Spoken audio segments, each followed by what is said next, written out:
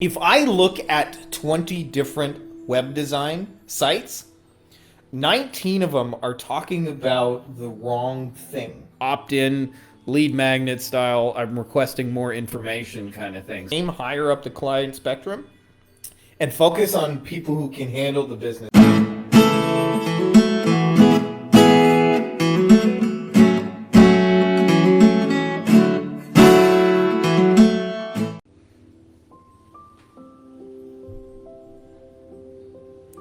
Uh-oh, uh-oh, uh-oh, we are back.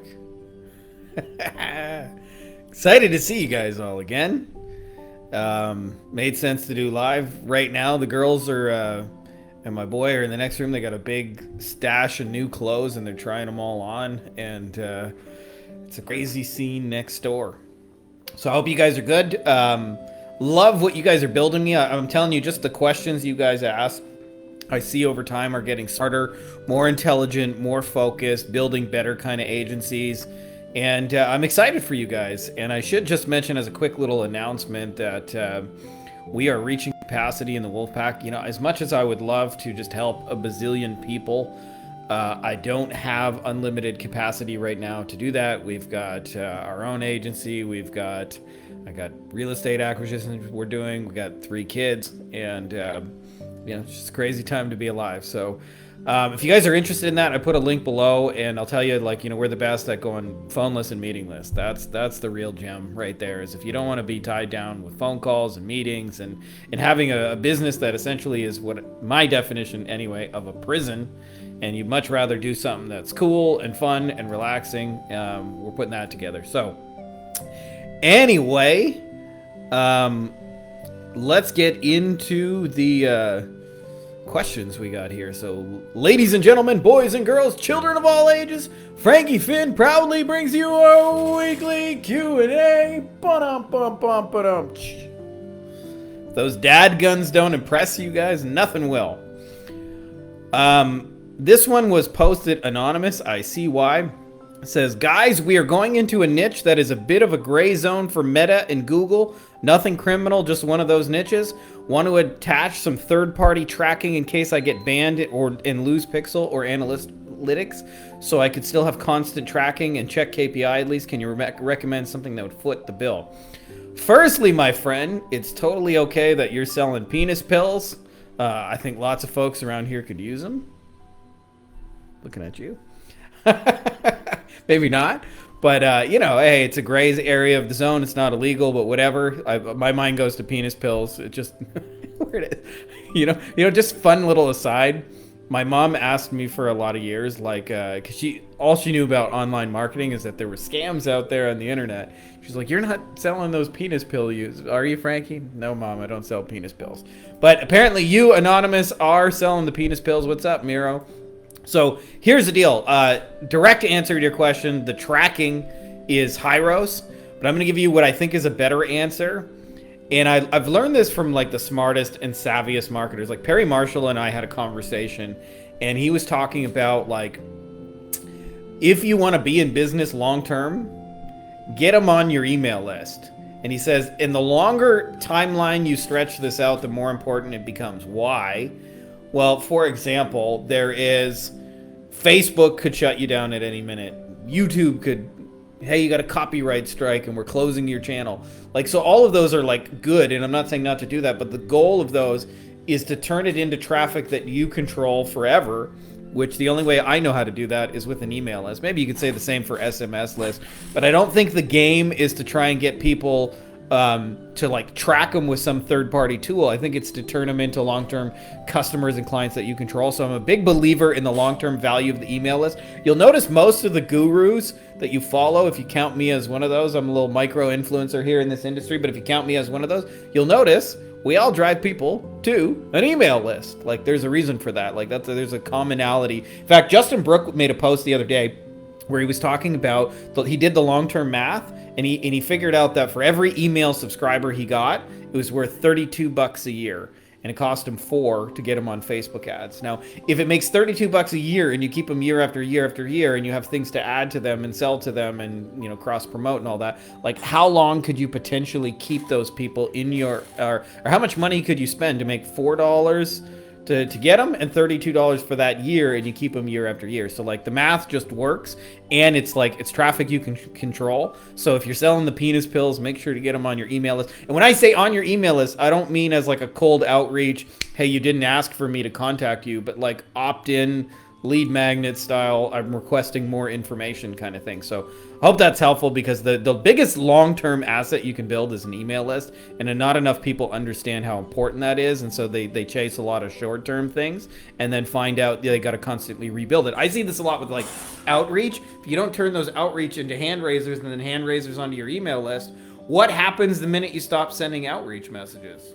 Like the pipeline dries up. But if you have them on an email list, you can nurture those people essentially forever, which, you know, my motto, not model, is that should only end one of three ways: buy, die, or unsubscribe. Those are the three outcomes. So hope that's helpful to you, my man. Janine says, hello, when setting up a lead magnet funnel with the Tripwire, where to put the Tripwire? My client has it on her thank you page after people confirm the double opt-in. My advice would be to put the Tripwire on the almost done site, so they first land after they sign up with the lead magnet. Then they should see her offer straight, not after the confirmed email address, especially when the goal is to generate sales, cover the ad costs with the Tripwire. Any advice, especially for the German market? Okay, so I'm going to give you... So I want you to understand something here about, there was a period where Ryan Dice, who's a very, very brilliant marketer, promoted this whole Tripwire idea, you know, where you have a $7 like thing, and maybe there's a $37 bump, and you offer them $199 one-time offer. And all of this came out of the fact that any of you guys who understand this, that are running paid traffic, that there's a cost of acquisition. And if that cost of acquisition loses money in the short term, then you can't really acquire customers because you go into the red, even if you make it back later. And so the goal of like Tripwires and these upsells and all these things was that so you could have self-liquidating traffic, meaning if you spent $100 to acquire, say, 10 leads at $10 a lead, and you sold $100 worth of shit, you would break even, but you would get like a long-term asset, like somebody on your list that you could market to again and again over time.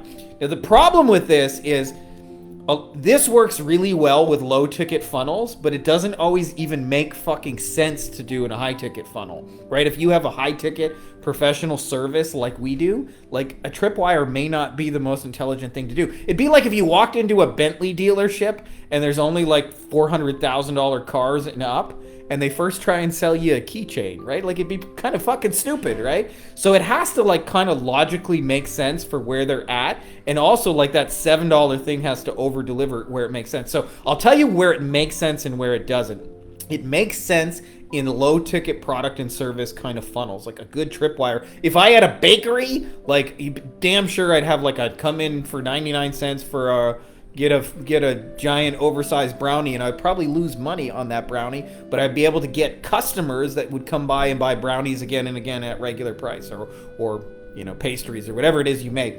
So the first question I have for you, is a Tripwire even needed, or are you just trying to fit a funnel that way because that's what you've been told what you have to do? Because you may be trying to sell a keychain to somebody who just walked into the Bentley or the Rolls-Royce dealership or the Ferrari dealership. Can you imagine walking into Ferrari and they try and sell you a $7 keychain? No, they're going to try and sell you a $400,000 fucking car right on the spot, right? Because that's the kind of buyer you are. So be careful. You can actually undo sales trying to sell the $7 keychain. Having said that, if it makes sense, yes, the best place is on the thank you page. Like hit them right away, right after they opt in, make an offer. The highest number of people are going to see it. Do that. But having said that, be careful of trying to shoehorn these low-ticket funnel strategies into a high-ticket business model, whether that's German or English-speaking, doesn't matter. It may not make sense. Like, you don't want to sell people the keychain. Or imagine they just try and sell you a rim. You can buy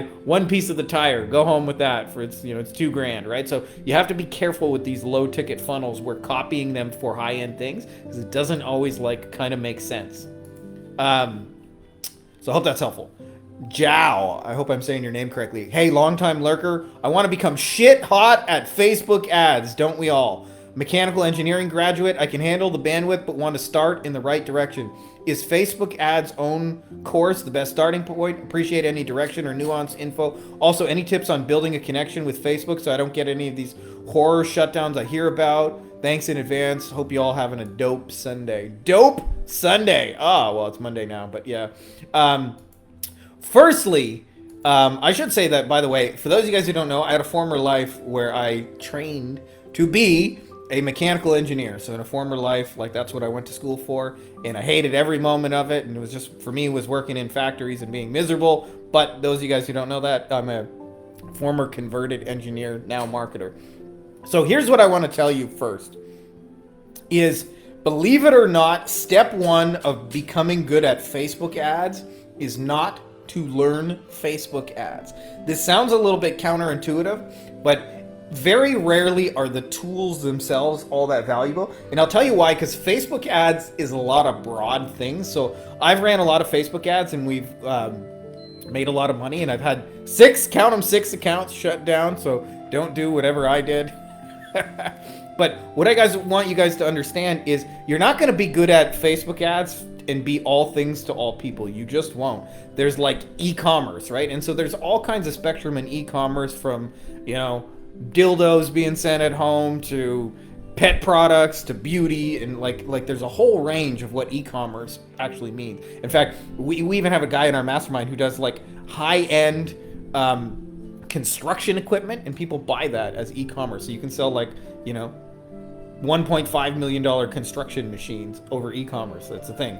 So you're not going to be equally good at all of those things. Then there's also like, there's the whole local stuff, which is what a lot of our people in our world focus on, you know, dentists, lawyers, doctors, plumbers, where they have a very specific geographic region in which their business operates in the real world, and they're simply using social media and Facebook ads and tools to bring people into the business in real life. And then there is what I call the online expertise, which is, you know, coaches, consultants, courses, and where you're selling like expertise. And all of those have niches within those niches, right? You know, there's finance, there's health, there's relationships, there's spirituality, like there's all those things with it. So my first piece of advice is not trying to learn the tool, but to learn a niche of people, as in choose who you want to do the Facebook ads for. And I'm a big believer that courses and trainings and things like that can help, but not if you're on the sidelines thinking about doing it. Courses and trainings and things like that are useful. Like a book on selling is really useful if you're actually taking sales calls, and then it helps you figure out and make sense of the calls you're having. But if you're thinking about doing sales calls and you've never done them and you want to read a book about it, it usually actually will not improve performance. One of the things that I do is, like, whenever I read a book or take a course, I look for at least one big idea that I'm going to actually implement into the process. And if you do that, you'll end up better off. So step one to me is choose a niche of people, and then figure out like what I call the heaven and the hell. Like, what are they stuck on? What are they sick and tired of? What are they miserable? And what are they trying to move towards? So it is better to like focus in on like e-commerce beauty products and figure out like, you know, what they're trying to do. Because I've written a lot of really awesome Facebook ads that have converted.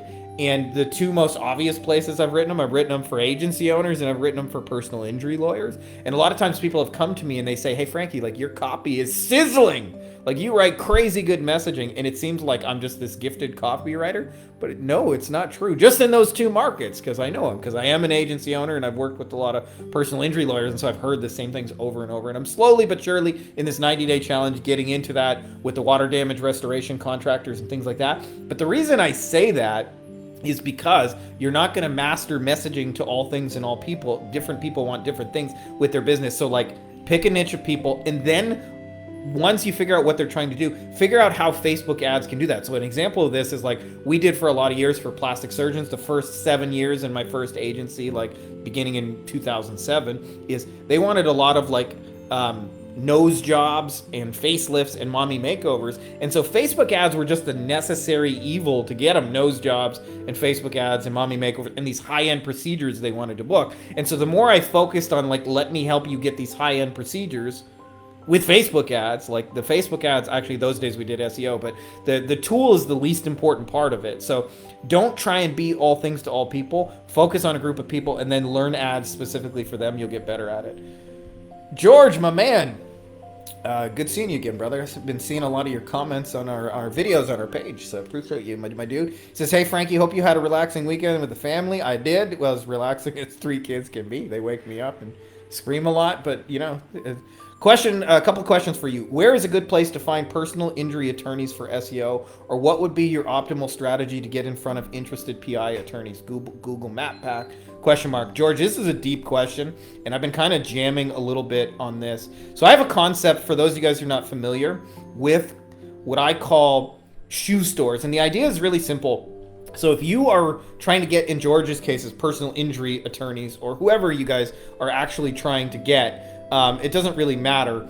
The whole point of it is your first logical instinct will be to sell shoes to somebody who's barefoot. In other words, to like offer marketing services to that lawyer who's like relied on word of mouth for 30 years. Or to that beginning lawyer who like marketing could change his life, because they have an obvious need for it. And what you want to do is actually the opposite, is focus on the 20%, 80-20, 20% of the lawyers spend all the fucking money on advertising. In other words, what I call somebody with a closet full of shoes. And so to answer your question, what I do is I first identify the personal injury lawyers who spend all the fucking money. Now, this is true in any industry. You guys can do this. But I found that there's 7 ways to identify them. I call this my shoe store framework. But I'm looking for what I call buying behavior. And I'll tell you why this is so important. Like, imagine, for example, like if you think of your product, imagine you had to sell barbecue pork ribs and you went to the Jewish Vegetarian Conference. Let's make this an A or B. First, you're going to go to the Jewish Vegetarian Conference. Like, how many pork ribs do you think you're going to sell at the Jewish Vegetarian Conference? I don't care how good your fucking messaging is, you're going to sell 0 because they're not fucking buyers of pork ribs, right? And then flip side of that is like, what if you go to like, I don't know, like an Alabama football game and you say, hey, we got all you can eat barbecue. You might have a line half a stadium long. So it's important to get in front of the right personal injury lawyers that actually spend the money. And they are a sub niche within the niche. And so the first thing I do is I look for where are they spending on expertise. So there's coaches, courses, consultants, masterminds, right? Like one of the easiest ways you can go pick up personal injury lawyer clients is to find out the top masterminds they're already part of and like give them some kind of SEO value, like give them an analysis or teach them how to do SEO or give them a free training or something like that. But they're paying for expertise, the top people. They also read books. Like somebody out there is putting out the content, the books, the magazines, the podcast, right? Like there's the YouTube channels. Somebody is putting out the information in the industry. Who is that? My third favorite place is industry associations. I can name a few of them in this industry just because I know it. There's the Personal Injury Lawyers Marketing and Management Association. There's the National Trial Lawyers Association. There is every state bar has an association, the California State Bar, the Florida State Bar, etc., etc., etc. There's a big one called Mass Torts Made Perfect. So like those are an example of like some of the places where the top lawyers gather. Another one of those are communities, right? Like they self-organize into communities, especially in this market on Facebook and LinkedIn. They also go to like live events and mastermind or, like workshops and things like that. As well as obviously I mentioned masterminds already, but like everybody who goes to a conference, I first saw this in real life, but people who go to conferences, they sell the shit, over and over and over, and you'll see the same people at the conferences. If you go to like all the different conferences and you do the tour, you'll start to see the same people and you go, I wonder why they're paying for a booth at the last 15 conferences I've been to. And the answer is really simple. It's working, right? So like that they have access to a whole bunch of buyers. This is crazy, man. Like I just got a new Mexican number and somehow somebody keeps calling, and I don't mind, but it just interrupts my music. So we're just going to hang up on them. There we go. And then the last place I look for is they also buy competitor services. Oh, and I guess I forgot one more. Software and tools. So where do I find the people? I identify buying behavior and then I insert myself into those buyer flows. And the way I do that, there's no one size fits all, but I look for ways I can be collaborative with their journey. So like if the industry association, if you can help them sell more of their stuff, they're going to be super open to you promoting and sharing stuff with their audience. So that's how I do it, is I identify where the buyers are already. They're in the expertise, they're in the consuming content, they're in the industry associations, they're in the online communities, they're in the conferences and the events, they're buying from other competitors, they buy software and tools. Like for example, like all the top lawyers buy a CRM known as a case management, My Case, Clio, Needles are some of the big ones. And if you identify that, you can identify the 20% of the market who spends all the fucking money. And I'll tell you, by and large, nobody will tell you this, or at least I've never heard anybody say this. 80% of people in any industry are a waste of your time as an agency owner because, you know, in different ways. Oh, I think my music's. Oh, they're broke. So I was just trying to fix the music there. That'd play through my speaker, my Bluetooth speaker. But they're broke, so you don't want to chase broke lawyers or broke anybody in an industry. So identify the buying behaviors in those 7 places, and it's just a Google search to find each of those things. You know, if you don't know who the industry association is, Google Personal Injury Lawyer Association. If you don't know who runs the conference, Personal Injury Lawyer Conferences, like things like that. But what you'll find is, you know, just that alone. If you were going to do something like really, really stupid simple, like one of the easiest ways is just join the online communities and like be a helpful member and answer questions, because they're going to ask marketing related questions already. So hope that's helpful, but it's ironic. But like I wouldn't use SEO to actually get SEO clients for personal injury, just because it's going to be too competitive and too long. It might take you 2-3 years to rank those websites, as where you can go into one of the top personal injury communities and start answering questions and be valuable to people like today. So hope that's helpful, my man George. Appreciate you, brother. Christina says, I'm looking for feedback on my website content. I've been tweaking my homepage, reducing the amount of text, trying to streamline it all, but now I'm concerned that I may have omitted stuff. Can I have some constructive feedback? Side note, I'm in the process of evaluation of the design itself after several people have given me the information. It's not modern, it's dated, which was not followed up with additional information. Kind of like saying the sky is big and that's it. I don't know if it means there's not enough image or it doesn't look like a copy of Architecture Digest or what. The website is Blue Hono Design. Thanks, Christina. So, Christina, I'm going to give you some similar advice to, and this is a common problem, not just with you guys, but I see this in our agency space, where if I look at 20 different web design sites, 19 of them are talking about the wrong thing. And the thing they're talking about is what I call the hammer or the plane ride, which is their vehicle of getting people results. So in your case, web design. But this could be equally true if we were talking about SEO or sales copy or funnels or pay-per-click ads or Facebook ads or whatever it is you do, YouTube, you know, whatever. Is you end up talking about the thing they care the least about. Like nobody wakes up in a cold sweat and thinks, I need a website. And I'll tell you who does this brilliantly. Like, shout out to Chris Giovanni. We were doing some consulting the other day, and he does web design for car detailers, and they're doing a lot of them, right? Like they go to conferences and pick up buyers by the kind of dozen in what they're doing. And one of the things that he figured out that people are most buying from him that illustrates this point is one of the things they do is on their websites, when they make these websites for car detailers, is they list their packages and their pricing, which is not commonly done in their industry. Conventional wisdom says don't put your price on the website. And what ends up happening is before the website, the car detailers, they get a lot of what they call tire kicker phone calls, where somebody calls them up and says, hey, can you tell me how much it would cost to put flames on my car, or how much would it cost to get tinted windows, or I want cool looking rims or whatever. I mean, obviously I'm not a car detailer, so I'm just kind of winging that part a little bit. But what ends up happening is that people usually hang up the phone and they say, okay, well, I got to talk to my brother, cousin, uncle, I'll call you back. And they never call back.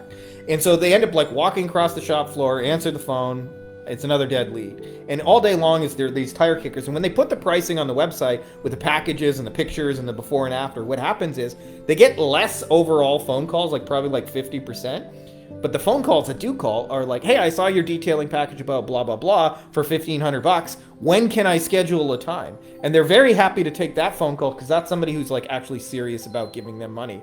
And so the reason I say that story is because in Chris's case, they're not buying the fucking website. They're buying the eliminating tire kickers conversion to like, I just want to sell my car detailing package. And so the biggest reason why people struggle with this on websites is because they don't know who they're talking to. They haven't narrowed down to a specific person. And so if they don't know who they're talking to, then they end up filling the space with, we do web design, we do pay-per-click, we do SEO, we're family friendly, blah, blah, blah. And also that word affordable, by the way, that you guys have on your website is only going to, not only are you talking about the hammer, but you're talking about a cheap version of the hammer. So you're going to get broke people. So one of the easiest ways to like raise your pricing is like, you've made websites for a long ass time. In your case, like it looks like you've been doing it for like more than 20 years. Like, choose a niche of people within it that you like building the websites that are the happiest, that come back and pay you again and again. Specialize in that. And instead of making your page about the website, make it about them and what they're trying to do, the problems they're trying to solve, and the outcomes they're trying to create, what I call the heaven and the hell. And then the other piece is you actually have a lot of proof buried on your website, meaning like you have examples of your website. Remember, people are more visual than words. So like as soon as humanly possible, like I would just show them lots of examples of the websites you built. Like the pictures of your sites will sell them more than any amount of words that you can ever possibly post. And this is a deeper idea, what I call a dramatic demonstration. And if you start nailing dramatic demonstrations, you can eliminate a lot of words, right? Like, what are you going to say about web design that's as powerful as just showing them a fucking picture of a website you made, right? So to me, like pictures, visuals, like people get it faster what you're talking about if they can see it visually, and you have websites and you have proof, so show it. And for those of you guys who don't have proof, maybe you're starting out, or often, sometimes you have proof, but you're going into a new industry and that proof is not necessarily usable in the new industry. I got a training that we did on our YouTube channel. You just search Beyond Agency Profits Dramatic Demonstrations. Once again, Beyond Agency Profits Dramatic Demonstrations. Search that on YouTube, and it walks you through how to create these visuals, because they'll make your sales job so much easier, because you'll show people a picture which they get in 3 seconds instead of trying to explain it with words, right? Like, try writing a website about web design and explain what you do, that versus just show them a picture of like before, after we made this website. So those are the things that I think will make it stronger, is like less about the hammer, more about choose a person, specialize in that, and make it about what them and what they're trying to do. Get away from the hammer, show them lots of proof in that element, and get rid of that fucking word affordable, unless you want to be like doing cheap ass websites. And you know, I guess it's personal preference, but I wouldn't want to do cheap ass websites. Steven says, looking for more good white label partners for B2B outreach, example, cold email, LinkedIn, lead gen for meta ads and funnels for high ticket clients, coaching, sales calls, funnels, that kind of stuff. Frankie Finn tagging you, just in case you have anybody for the above. This was less of a question, but I just wanted to share this on the Q&A because for those of you guys who are looking for recommended partners, we compiled a list of our recommended partners. It's a Google Doc. I'm happy to share it with you. I'll put it in the comments right now. Let me see if I can just grab this real quick and easy. I hear my middle daughter screaming about clothes, which is a usual occurrence in our house. That's her toddler meltdown. But I love her dearly, even though she's a punk. It's true. Sorry, I'm just waiting for this thing to load so I can copy and paste a link for you guys in comments. And this is what this link will be. Is it a list of recommended white label partners for those of you guys who want to find good people who know how to do the fulfillment, who will make you look good in the process. Let's copy that link, write a comment, bada bing, bada boom. There we go. Just post it in the comments, a link for you guys who are looking for recommended white label partners. I think the longer I do this, by the way, the more I realize, I find most people are like, it's 50-50, but most people are either really good at delivering the thing or selling and marketing the thing. And the sooner you can get the one you're bad at off your plate, the easier it'll be. So if you're really good at delivering it, like in the beginning, I was actually really good at delivering SEO, not so much in selling it. So it made sense for me to have like white label partners where they went and sold my stuff and I just had to fulfill on the SEO, which I was very good at. Now, the longer I do this, I find the actual selling and marketing is my stuff. And now I just want to like, you know, have white label partners that actually like do all the work and make us look good. And so sharing that list with you guys so you can find those people. Locken says, what are people offering their clients when they can't handle any more new customers? This is a deep question, my friend. And I noticed, by the way, as you're going on in your journey, I can see that you're asking more intelligent questions, which is usually a good sign. So here's what I wanted to say about that. One of the things that I've never really heard anybody else talk about is that, like, there is a spectrum of clients in every industry, and we tend to like think about them as if they're all equal, and that is impossibly not like true. So I'll give you like an 80-20 like of this, okay? In the personal injury space, which I have a lot of familiarity true, but this is true in every industry, by the way, that there is this spectrum. Is there, like, I've met lawyers who just started, like, just finished law school, and they're like 3 months into the business, and they're broken starting out, and they're just trying to get a couple of clients at all, right? Like, that happens. I've also worked with some of the top lawyers. So of the top 5 spender lawyers in the world, like, I don't know all of them, but I know the number 1 guy, which is named John Morgan, and the number 3 guy, which is a Jim Adler in Texas. And, actually kind of close with Jim Adler. We know each other on the first name basis. For those of you guys who are in Texas, we've hung out lots at lots of different conferences, had some good conversations.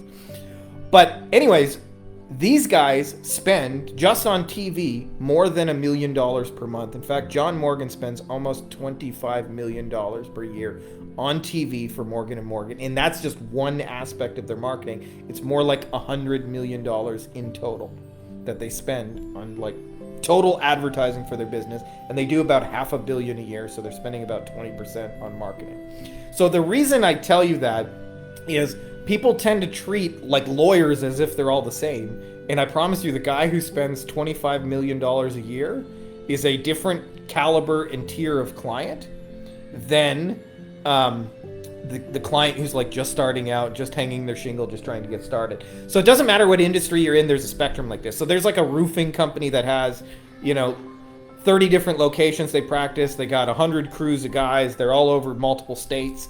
And then there's a roofer who's, like, a single drunk guy trying to get started. And then there is, like, there's a yoga studio owner who's, like, just has 8 people in front of her, and that's her entire client roster. And then there's one that has, 27 locations, right? So all things being equal, the answer to the question is aim higher up the client spectrum and focus on people who can handle the business. Like, so if I'm working with a single solo lawyer or a single solo restoration contractor, if the ads work even a little bit, or the lead gen works even a little bit, they're going to be, like, drowning in business in 5 minutes, right? Because it might take, like, a single contractor might take 3 jobs a week, and that's already too many. So my suggestion is to aim, like, think bigger about who you're going to do this for, because it's a lot harder to, like, drown a 300-person law firm in business than it is, and they're willing to pay you more, usually 5 or 10 times the amount. The bigger clients want the best. So that's my first suggestion, is long-term, like, aim for bigger clients, because they just won't have those problems. Secondly, if you want to, you can help your clients with recruiting. And recruiting is really, it took me a lot of years to realize this. Recruiting is just the same lead generation process in disguise. So you want to go where the traffic is already and post ads that get people, like Indeed and Monster, and whether it's Facebook groups. Like, if I'm looking for a virtual assistant, I go to onlinejobs.ph, and then I post a really fucking good ad that makes people want to work for me. And then I see those as leads. And leads is, like, as many of you know, it's a speed, it's a nurture thing. Like, respond to them as quickly as possible, and then you'll find that you'll get, better leads that way. And then, of course, like, get people into your system and like try them out as fast as possible and kind of like test them. But if you look at recruiting as that process, you can do that. But I would suggest just don't work with companies that are so small that, like, as soon as they get a little bit of business, like, you basically, like, you're too good, because you'll get fired for being too good. It blows my mind, but you will get fired for being too good with these smaller companies, as where it won't happen with bigger companies, like I said, because it's a lot harder to drown 300 people in work than it is, a one-person company. And I think this is good advice in general for doesn't matter what industry you're in, but, like, avoid single solo operators, because they're usually broke and desperate and have the most amount of headaches. I'm not saying that every single solo operator across every industry is broke and desperate, but it, by and large, is most associated with being single solo, right? So if you avoid those people and work with bigger companies, you'll find they have bigger budgets, they can pay you longer, and the needs and the problems are bigger, right? Because if they have a 300 person law firm, like what do you think their payroll looks like? How much outgoing money do you think there is every month? Like it's fucking huge. So they need the SEO to work even more than the guy who just has a one person solo law firm to pay for. And again, this is true in any industry. I'm just giving you examples from my experience. So hope that's helpful, my man. Time to level up the size of client you're going after. Elvis says, what's the main objection you get in sales calls? Pricing, partner, decision maker, need more social proof, not the right timing, talking to other companies. Well, I'll tell you, Elvis, if you understand this, all objections or stalls or variations of these come out of basically like people hate making decisions is the first part of it. And then the second reason is there's a missing piece of trust. And for a lot of reasons, like because people have been screwed over and there's been a lot of sales that just weren't what they thought they were going to be. And so all sales objections, by the way, are in one of three places. And if you understand this, you can address these things earlier in sequences so they don't show up as objections in the end. So the first place is they do not trust you, right? And this means that like, hey, like you just seem like a smooth talking salesperson. Believe it or not, this objection is usually the least common one, is that I don't trust you specifically. The second one, which is actually more common, is they do not trust themselves. Meaning that like, hey, I've bought shit before that I thought was going to be really cool and really awesome, and I hired the right person, and instead turned out like shit. Right? Like that's happened to all of us in one form or another. So what happens is a business owner may not trust themselves to make the right decision. The third thing they don't trust, and this is actually the most common one, is they do not trust your thing that is going to get them the result, right? So that could be Facebook ads or a website or YouTube or SEO or things like that, right? Like whatever it is, your process that gets them from A to B. Like if you think about SEO, I often call it like a beaten wives syndrome. I've worked with people that have said like, hey, we hired 5 bad SEO companies in a row. And it's like a beaten wife who's been in like perpetually abusive relationships, and they're like, please don't hit me. Not that I want you to hit me, but they're bracing themselves for the hit. And so when you show up and say, hey, I'm going to fix your problems with SEO, they've had 5-10 years of experience that tells them like that's bullshit and SEO does not work. And so that is actually the biggest obstacle. So often when that comes up, you want to isolate it. And you can do this, by the way, just by asking, going like, can I ask you, like, what is it you don't trust right now? Like, what are you unsure about? Is it me? Is it you? Or are you unsure about like SEO or Facebook ads? Like, which one of those things are you? I feel the hesitation in you, other than the money, like what's the hesitation? And what you'll find is people give you more truthful answers. And the way to deal with this is not what most people think it is. What most people think it is to get better at objection handling scripts and all that kind of stuff. But is to identify that if one person has that objection, there's probably 20. And so what you want to do is deal with that earlier in the sequence, right? So like say, for example, you sell SEO and you find out a lot of people have had bad experiences with SEO. Don't wait till the moment of the credit card to bring that up in a conversation, or don't wait to put that into your marketing. Bring that up intentionally and talk about the ways in which you're different and why the way your approach is better than the things they've tried in the past. Or ask them where they failed and why they didn't like it and why they didn't think it worked, and talk about ways in which you can solve those new problems.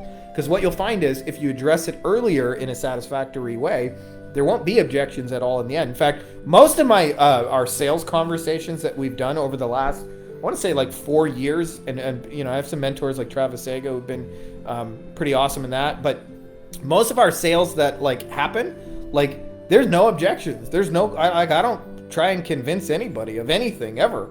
Just like, and for the most part, like people show up just ready to buy it. And a big part of that is because we're addressing those objections. Once we identify we have them. So I'll give you a real life example of this.